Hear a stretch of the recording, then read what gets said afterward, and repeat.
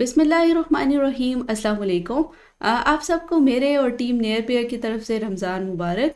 हम सब बहुत खुशकिस्मत हैं कि अल्लाह ताला ने हमें मौका दिया कि हम अपनी बहुत सारी नेकियों को डेबिट कर पाएँ और अपने गुनाहों, अपनी बुराइयों और अपनी खामियों को क्रेडिट कर पाएँ, ताकि रोज़े हशर जो हमारा असली एग्ज़ाम होना है, जो असली ऑडिट रिपोर्ट आनी है, उसके अंदर हम कामयाब हों, उसके अंदर हम सक्सेसफुल हों और अल्लाह के हुज़ूर हमें शर्मिंदा ना होना पड़े। तो आए दुआ करते हैं कि अल्लाह ताला हमें नेकियों के रिज़र्व्स क्रिएट करने की तौफ़ीक अता फ़रमाए और इस महीने में नेकियों के एसेट्स जो हैं हमारे 70 गुना बढ़ जाएँ और हमारी बुराइयाँ और हमारी ख़ामियाँ जो हैं वो मिटा दी जाएँ। आमीन।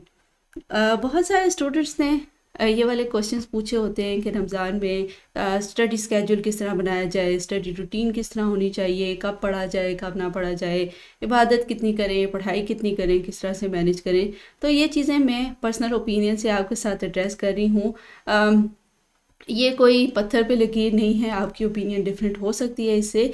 यह सिर्फ मेरी पर्सनल ओपिनियन है, मैं आपके साथ शेयर कर रही हूँ ताकि अगर आपको कोई इससे फ़ायदा हो सके तो बहुत अच्छी बात होगी। एक पोल हमने रन किया जिसमें मैंने स्टूडेंट से पूछा कि रमज़ान में ज़्यादा इबादत करनी चाहिए, ज़्यादा पढ़ना चाहिए या फिर एक बैलेंस स्ट्राइक करना चाहिए। तो उसका रिज़ल्ट देख के मुझे बहुत खुशी हुई कि ज़्यादातर स्टूडेंट्स ने ये वोट किया कि हमें रमज़ान में ज़्यादा इबादत करनी चाहिए और मेरी भी यही ओपिनियन है। तो इस वजह से मुझे ज़्यादा खुशी हुई। और इस महीने में हमें ज़्यादा इबादत क्यों करनी चाहिए, ये चीज़ और ये रिज़ल्ट देख के मुझे खुशी इसलिए हुई कि वाकई ही इस महीने में एक नेकी का सवाब 70 गुना ज़्यादा है। तो हम जैसे कामचोर लोग जो नेकियों के मामले में ज़रा चोर हैं, उनके लिए एक गोल्डन मंथ है कि यहाँ से हम फ़ायदा उठा सकते हैं, अपनी नेकियों के जो रिज़र्व्स हैं उनको बढ़ा सकते हैं। तो इससे हमें मैक्सिमम फ़ायदा उठाना चाहिए। हाँ, आपको थोड़ा गिल्टी फील होगा कि हमारा स्टडी स्केड्यूल जो है वो डिस्टर्ब हो रहा है, थोड़ा सा हम स्टडीज़ को ज़्यादा टाइम नहीं दे पा रहे, तो किस तरह से मैनेज करें, क्या करें। लेकिन एक चीज़ याद रखें कि असली इम्तिहान वही है जो रोज़े हशर होना है और उसके लिए तैयारी करनी है। तो आपके पास एक मंथ होता है जिसमें बाकायदा एक नेकी का माहौल बना हुआ होता है, जिसके अंदर आपको दिल कर रहा होता है कि नेकियां करें।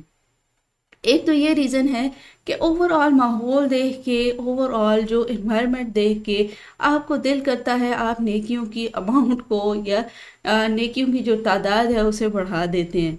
और उसके साथ साथ दूसरी रीज़न ये होती है कि बाकी के जो 11 महीने हैं उसके अंदर भी इसकी बरकत जाती है।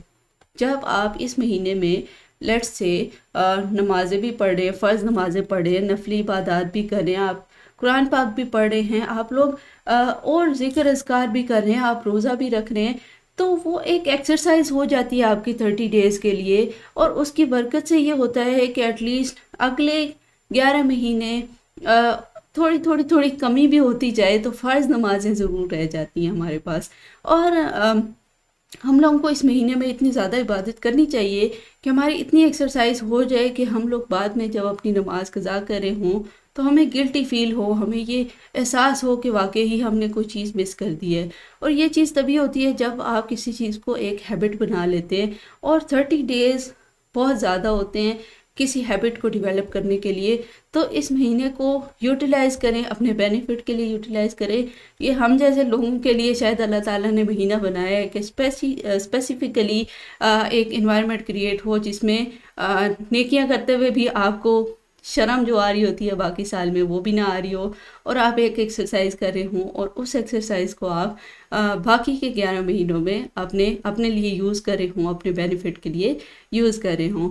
तो ज़्यादा इबादत करें। 80% टाइम आप इबादत को दे दें, 20% स्टडीज़ को दे दें। हाँ, थोड़ी सी आपकी स्टडीज़ डिले हो जाएंगी, थोड़ा सा स्केड्यूल डिले हो जाएगा, लेकिन इस बार आपके पास बेनिफिट ये है कि आपका स्टार्ट ऑफ द सेशन है, पहला महीना है, इसमें वैसे भी ज़्यादा नहीं पढ़े होते आप लोग, आखिरी मंथ्स में ज़्यादा पढ़े होते हैं। तो आपके पास बहुत अच्छा मौका है कि आप स्टडीज़ को किक स्टार्ट तो कर रहे हैं, लेकिन थोड़ा थोड़ा पढ़ते हुए अपनी स्टडीज़ के साथ इन टच रहें, लेकिन ज़्यादा टाइम आप इबादत को दें तो अल्लाह पाक आपके उस वक्त में बरकत डाल देंगे, आपके जो स्टडी टाइम है उसमें बरकत डाल देंगे, आपको इंफॉर्मेशन रिटेन करने में आसानी होगी। तो जब अल्लाह की मदद साथ होती है तो बाकी काम भी आसान होते जाते हैं। तो मैं आप लोगों को ये गाइड करूँगी कि आप लोग इस महीने में इबादत को ज़्यादा टाइम दें, ताकि आपके बाकी चीज़ें भी आसान हो जाएंगी, ऑटोमेटिकली अल्लाह पाक आपकी मदद कर देंगे। इसके अलावा जो असली इम्तिहान है, जैसे पहले ज़िक्र किया कि उसमें कामयाबी ज़रूरी है, तो उसके लिए भी हमारी तैयारी हो रही हो। तो ये वाला क्वेश्चन एड्रेस हो चुका है होपफुली। इसके अलावा स्टूडेंट्स का ये क्वेश्चन था कि किस टाइम पढ़ा जाए रमज़ान में, सुबह पढ़ा जाए या शाम को पढ़ा जाए, सहरी के बाद पढ़ें या इफ्तार के बाद पढ़ें। तो ये आपकी चॉइस होती है, किसी से ना पूछा करें कि किस टाइम पढ़ना चाहिए। लेकिन कुछ स्टूडेंट्स के लिए होता है कि उनको गाइडेंस की ज़रूरत है, तो ये उन लोगों के लिए है कि अगर तो आपको मॉर्निंग टाइम सूट करता है तो आप मॉर्निंग टाइम में पढ़ें, यानी सहरी के बाद पढ़ें। वो आपका गोल्डन टाइम होता है, वो आपका बेस्ट टाइम होता है, क्योंकि इफ्तार के बाद मेरे नज़दीक ये होता है कि खा पी के इंसान जो है ज़्यादा लेज़ी हुआ होता है और दिन भर आपने रोज़ा रखा होता है, तो वो वाला टाइम उतना प्रोडक्टिव नहीं होता जितना सहरी के बाद वाला टाइम प्रोडक्टिव होता है। तो मेरी नज़र में आपको उस टाइम पढ़ना चाहिए। लेकिन उसके अलावा ये है कि अगर आपको ऐसा लगता है कि नहीं, इफ्तार के बाद आप में ज़्यादा एनर्जी होती है, आप अच्छा फील कर रहे होते हैं, तो आप इफ्तार के बाद भी पढ़ सकते हैं। लेकिन ये दो बेस्ट टाइम होते हैं रमज़ान में, क्योंकि डे टाइम में आपकी एनर्जी काफ़ी लो होगी, आप टाइम तो दे रहे होंगे लेकिन उसके अंदर ये होगा कि क्योंकि भूख प्यास की हालत होती है, तो इतनी ज़्यादा इन्फॉर्मेशन रिटेन नहीं हो सकती, अपने साथ ज़ोर ज़बरदस्ती करने वाली बात है। तो ऐसा ना करें, लेकिन अगर आपकी चॉइस है तो कर सकते हैं, लेकिन मेरी ओपिनियन के मुताबिक ऐसा ना करें। बेस्ट टाइम दो ही हैं आपके पास, आफ्टर इफ्तार और आफ्टर सुहूर।